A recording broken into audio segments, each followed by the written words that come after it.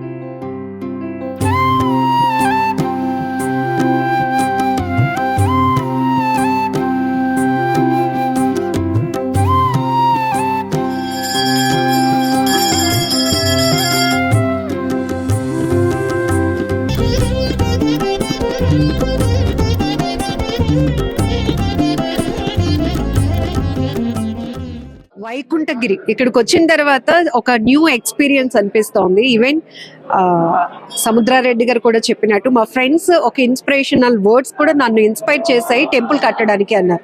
Even లక్షలు సంపాదించే జీతం వదులుకొని కూడా శ్రీవారి సేవకి వెళ్ళడానికి ఇష్టపడే వాళ్ళు చాలా మంది అంత ఇంపార్టెన్స్ టీటీడీకి ఉంటుంది. అలాంటిది ఉత్తరాంధ్ర వేదికగా స్వామివారిని ఇక్కడ ఏర్పాటు చేయటం అనేది ఎట్లా చూస్తుంది? నమో Venkateshayya. First of all basically we are devotees of Venkateswara Swami. దీంతో ఎప్పుడు నేను తనతో చెప్తూ ఉండేవాడిని. వెంకటేశ్వర స్వామి టెంపుల్కి వెళ్ళినప్పుడల్లా కూడా చాలా అనుభూతి ఉంటుంది మాకు. పెద్ద తిరుపతి ఎప్పుడు కూడా వెళ్ళాలి అని చెప్పి మేము ప్రతిసారి అనుకుంటూ ఉండేవాళ్ళం. And we use to spend 2-3 days అనమాట. ఆ అనుభూతి తనతో చెప్తూ ఒకనొక టైంలో ఎప్పుడు అన్నానంట. తను చెప్తూ ఉంటాడు ఎప్పుడు వేరే చోట ఉద్యోగం చేస్తుంటే అక్కడ పెద్ద తిరుపతిలో ఏదో ఒక చిన్న ఉద్యోగం ఇన్ఫ్లుయెన్స్ ఉపయోగించి ఏదో రకంగా వేయిస్తే కనుక అక్కడ సెటిల్ అయిపోతాను, నాకు చాలా ఇష్టమైన ప్లేస్ అది అని చెప్పి అంటూ ఉండేవాడిని. కానీ దాన్ని ఇన్స్పిరేషన్ కింద తీసుకుని ఇంత పెద్ద మహత్కారం చేస్తాడని చెప్పి అయితే మాత్రం నేను ఊహించలేదు. For which I'm really blessed and I'm happy for this. Thank you. మీకేమనిపిస్తుంది అసలు ఎలాంటి ఇన్ఫ్రాస్ట్రక్చర్ లేని ప్లేస్ ని చూస్ చేసుకొని ఇక్కడ ఎందుకు మనం చేయకూడదు, ఇక్కడ స్వామివారిని ఎందుకు నెలకొల్పలేము అని ఒక సంకల్పం. నిజంగా ఇది సాహసం అనే చెప్పొచ్చు. ఎక్కడ ఏమి జనాల కనెక్టివిటీ లేదు, రోడ్డు కనెక్టివిటీ లేదు, బట్ అన్ని ఫెసిలిటీస్ ఏర్పాటు చేసి స్వామివారి దర్శనానికి భక్తులను రప్పించడం అంటే చిన్న విషయం కాదు. నమో వెంకటేశయ్య. మొదటిగా చెప్పాలంటే సాగర్ గారికి అడ్వెంచర్స్ అన్న మొదటి నుంచి కూడా సాగర్ గారు మేమందరం ఫ్రెండ్స్గా ఉండేవాళ్ళం. చాలా కాలం నుంచి, ఒక 30 సంవత్సరాల నుంచి ఫ్రెండ్స్. సాగర్ గారు ప్రతిసారి కూడా ప్రతి యాక్టివిటీలో కూడా సమ్ అడ్వెంచర్ చూస్తుంటారు. అతను ఒకసారి ఇక్కడికి వచ్చినప్పుడు కిందకు వచ్చి ఇక్కడ మొత్తం మేము అందరం అడ్వెంచరస్గా బయటకు చూడడానికి వచ్చాం. చూడడానికి వస్తూ ఇంకా పైకి వెళ్తున్న కొద్ది దారి కనిపిస్తుంది. నార్మల్గా వచ్చాం ఇక్కడ వరకు. ఇక్కడికి వస్తే ఇక్కడ మామూలు ఫ్లాట్గా అనిపించింది. టాప్ ఆఫ్ ది హిల్ ఇది. ఇక్కడ చూస్తే చాలా బాగుంది, చాలా ఆహ్లాదకరంగా ఉంది, మంచి గాలి, చాలా వాతావరణం బాగుంది. అంటే అది సాగర్ గారు ఇష్టదైవం వెంకటేశ్వర స్వామి. ఇక్కడ ఈ టైంలో ఇక్కడ ఈ ప్లేస్లో వెంకటేశ్వర స్వామి గుడి కడితే బాగుంటుంది మూర్తి అని చెప్పి నాతో అనేవారు. అన్నంటే అతను ఆ రోజు ఏ సంకల్పంతో అనుకున్నారో ఆ సంకల్పం వెంకటేశ్వర స్వామి ద్వారా నెరవేరి అతను ఇప్పుడు ఇక్కడ టెంపుల్ కట్టడం జరిగింది. మార్నింగ్ వ్యూ చూస్తే మేఘాలు మన మధ్యలో నుంచి వెళ్తున్నాయి. అసలు ఇది ఎంత బ్లెస్డ్ అంటే నేచర్ తో కనెక్టివిటీ ఇక్కడ బాగా కనిపిస్తా ఉంది. గిరిజనులు, ఏజెన్సీ ప్రాంతం, స్వామివారి దర్శనం, ఇవన్నీ కూడా ఒక new experience. It's very real wonder experience అండి. మొత్తం మనం అంటే మనం ఆంధ్రప్రదేశ్లో ఏ కొండ మీదకి వెళ్ళి మనం గుడి దగ్గరికి వెళ్ళినా కానీ ఈ ఎక్స్పీరియన్స్ ఎవ్వరికీ రాదు. ఇక్కడికి వచ్చి చూస్తే మీకు మేఘాలు మీ పక్క నుంచి వెళ్ళిపోతుంటాయి. పొగమంచులోంచి మీరు చూస్తుంటే మీరు ఊటీలో ఉన్నారా లేకపోతే కొడైకెనాల్లో ఉన్నారా అనిపిస్తుంటే ఒక్కొక్కసారి సందర్భంలో. ఇక్కడ నుంచి చూస్తే మీకు తాటిపూడి రిజర్వాయర్ చూస్తుంటే మీకు సేమ్ మనం తిరుమలలో ఉన్న కోనేటి కోనేటి వాగులాగా మనకి అనిపిస్తుంటది. ఇక్కడి నుంచి చూస్తుంటే అంత విచిత్రమైన అనుభూతి కలుగుతుంది. ప్రతి ఒక్కరు ఇక్కడికి రావాలి, దర్శనం చేసుకోవాలి, స్వామివారి భాగ్యం తీసుకోవాలని కోరుకుంటున్నాం. నారాయణరావు గారు, బేసికల్ గా అసలు వెంకటేశ్వర స్వామి ఈయన్ని చూస్ చేసుకోవడం అనేది ఇట్స్ బిగ్గెస్ట్ థింగ్ అండి. బేసికల్ గా నాస్తికుడు అయినా కానీ ఈయన్ని చూస్ చేసుకుని ఇలా దగ్గరుండి కట్టించుకోవడం అనేది వెంకటేశ్వర కటాక్షం. యాక్చువల్ గా లేని చోట క్రియేట్ చేయడం అనేది ఒక అద్భుతం. అదే అంటున్నాను, ఈయనకి వెంకటేశ్వర ఆశీస్సులు పుష్కలంగా ఉండబట్టే ఈ కార్యక్రమం అంతా అయిందని చెప్పి నేను భావిస్తున్నాను. దాంట్లోనూ సక్సెస్ఫుల్ గా ఫస్ట్ ఇయర్ అంటే ప్రథమ వార్షికోత్సవం అనితర సాధ్యుడో లేకపోతే ఇంకేమన్నా ఉంటే కనుక వర్డ్స్ అన్ని కూడా ఈయనకి అంటే సార్థకత్వం చేయొచ్చు. నారాయణరావు గారు, ఏమనిపిస్తోంది స్వామివారి దర్శనం ఫస్ట్ ఆ విగ్రహానికి సంబంధించి మీరు ఎలాంటి ఎక్స్పీరియన్స్ అనుభూతి పొందారు చెప్పండి. నమో వెంకటేశాయ. ముందుగా శ్రీ వైకుంఠగిరి అనంత వెంకటేశ్వర స్వామి వారి ఆలయాన్ని ఇక్కడికి తీసుకొచ్చి నిర్మించినటువంటి ప్రతిష్ఠించినటువంటి క్షేత్రాన్ని కర్రి సముద్రారెడ్డి గారికి, ఆయన కుటుంబ సభ్యులకు, వాళ్ళ తల్లిదండ్రులకి, ఆయన భాగస్వామి అయినటువంటి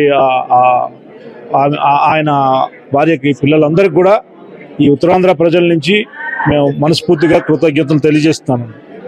నిజంగా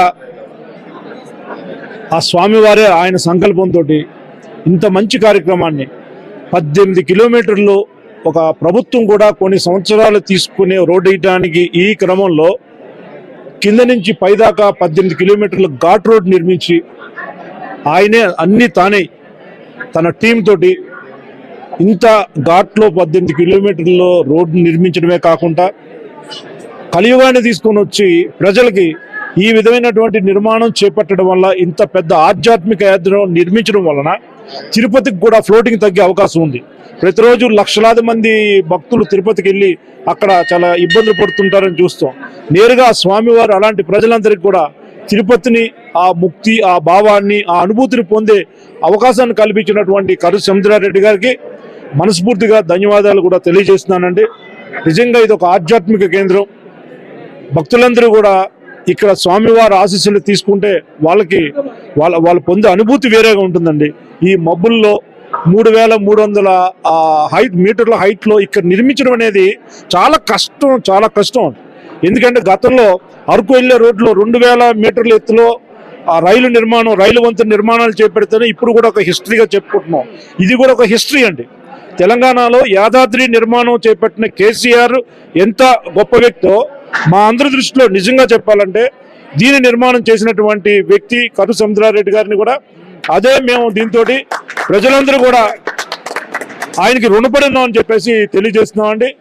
ఆయన శ్రీ అనంత వెంకటేశ్వర స్వామి గారి ఆశీస్సులు ఆయన కుటుంబానికి ఇచ్చి ఈ సనాతన ధర్మాన్ని రోజు కూడా సమాజం పతనావస్థకి చేరుతున్న క్రమంలో ప్రతి ఒక్కరు కూడా వ్యాపారాలు లేదంటే పారిశ్రామిక దీనిగా వెళ్ళాలనుకునే ఈ రోజుల్లో కూడా సనాతన ధర్మాన్ని రక్షించి ఈ సమాజాన్ని సన్మార్గంలో తీసుకెళ్ళడానికి ఒక స్ఫూర్తి ఈ తరానికి, రాబోయే తరానికి, నవతరానికి, అన్ని తరాలకి కూడా ఆయన ఒక స్ఫూర్తి అని చెప్పేసి నేను ఖచ్చితంగా తెలియజేస్తూ నమో శివాయ, నమో వెంకటేశాయ. ఆయనకి మనస్ఫూర్తిగా ఆయన కుటుంబానికి ఒక భక్తుడిగా, ఆయన మిత్రుడిగా మేము గర్వపడుతున్నాం. ఆయనతో పరిచయం లేని వాళ్ళందరూ కూడా బాధపడతారు, పరిచయం ఉన్న జీవితకాలం కూడా సంతృప్తి చెందుతారండి. Thank you madam, thank you very much, thank you. ఎలా అనిపిస్తుంది స్వామివారి దర్శనం, ఇక్కడున్న వాతావరణం?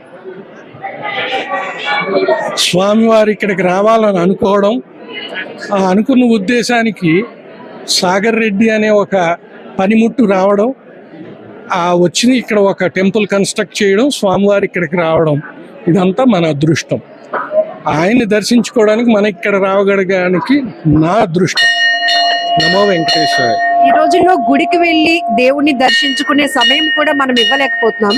కానీ ఇక్కడికి వచ్చిన తర్వాత కట్టి పడేసినట్టు ఇక్కడ ఉన్న ఆ వాతావరణం కావచ్చు, ఆ ఆధ్యాత్మిక వాతావరణం ఎలా అనిపిస్తుంది? ఇక్కడున్న వాతావరణం ఆరోగ్యకరమైన వాతావరణం, దాన్ని ఆధ్యాత్మిక వాతావరణం కింద మార్చింది సాగర్ రెడ్డి. ఇన్ఫ్యాక్ట్ గట్టిగా మాట్లాడితే ఇక్కడ రకరకాల బుర్రలో బోల్డ్ అనే ఐడియాలు ఉన్నాయి. ఏమైనా జరగచ్చు. వచ్చే కాలంలో వెల్నెస్ సెంటర్ రావచ్చు, లేదా హాస్పిటల్ రావచ్చు, లేదా అంటేను ఏమంటారు వృద్ధాశ్రమాలు కావచ్చు. ఎందుకంటే ఈ ఆరోగ్యమైన వాతావరణం, ఆధ్యాత్మిక వాతావరణం ఆయుష్ని పెంచుతుంది. మాలాంటి ముసలాళ్ళకి ఏమన్నా కడతాడేమో చూస్తే అప్పుడు మేము కూడా వచ్చి టెంపుల్లో కూర్చుని భజన చేసుకుంటాం. నమో వెంకటేశ్వర.